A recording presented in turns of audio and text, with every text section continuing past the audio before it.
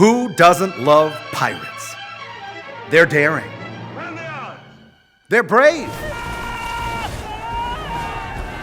They're romantic. John Lafitte, you're a genius. Of course. But a pirate turned patriot? Now that's a story for a movie.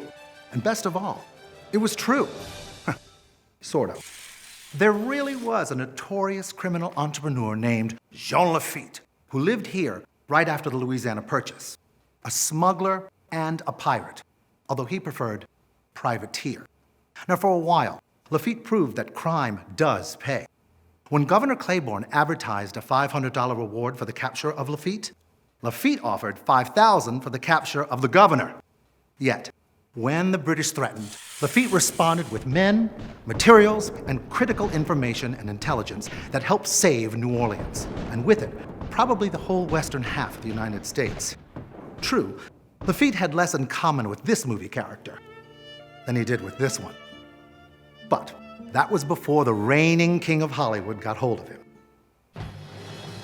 A director as famous as his stars, Cecil B. DeMille specialized in blockbuster epics.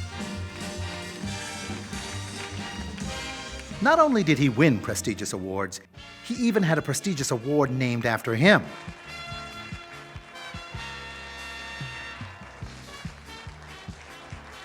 Everybody wants one of those. In 1938, to play Jean Lafitte, DeMille chose dashing Frederick March. But I have respected the American flag. And even gave him a parrot. Beautiful day. In an era when location filming was rare, DeMille came to the Louisiana bayous to film action scenes, with Cajuns piloting pirogues through Barataria. Admittedly, the film's depiction of Lafitte's unbridled patriotism did gloss over other likely motives. The best silk. Did you come by these things honestly, my man? Huh? He was hoping to get back a lot of booty the government had confiscated, and trying to get his brother out of prison. That prison, by the way, was part of the very building in which you're standing. There were other, shall we say, questionable historical details. Andrew Jackson, in his own day nicknamed the hero of New Orleans, was relegated to sidekick status for Jean Lafitte, who in reality wasn't even there the day the battle was fought. Lafitte and these men. There isn't a sign of them. They're probably back in New Orleans looting the town. They had to gather their men from the swamps. But as we say in Hollywood, why let the facts get in the way?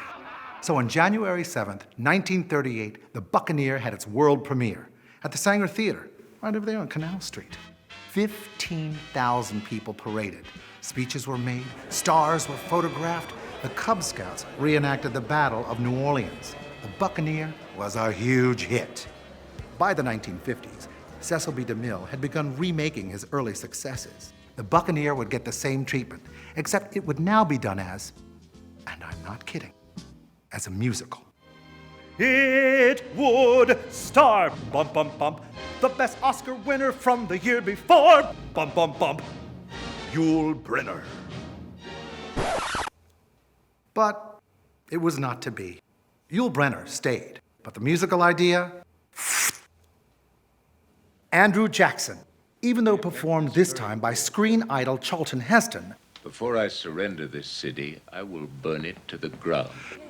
Once again became little more than supporting player to the magnificent pirate hero. In glorious Technicolor and widescreen VistaVision, Jean Lafitte braved enemy bullets to direct artillery fire that would win the glorious battle that, in reality, he did not even attend. You're a mite late, Mr. Lafitte. Oh, we're not accustomed to traveling by land. The 1958 picture took the 1938's obligatory but completely invented romance and embellished it even further. Now Lafitte's beloved was none other than the daughter of Claiborne, the governor Lafitte famously feuded with. What will people think? Claiborne's descendants filed suit. Both versions of the Buccaneer got many things wrong. But both also got many things right.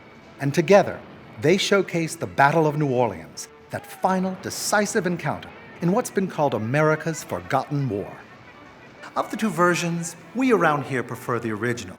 mainly because it had the good manners to give credit where credit was due. So, the credits rolled, lights came up, and history had been mythologized, and the myth preserved on celluloid. Heaven help us if we rely on Tinseltown to teach us history. But movie moguls can sometimes do a pretty good job in reminding us just how interesting history can be. So, thank you, Mr. DeMille. And now, I am ready for my close-up.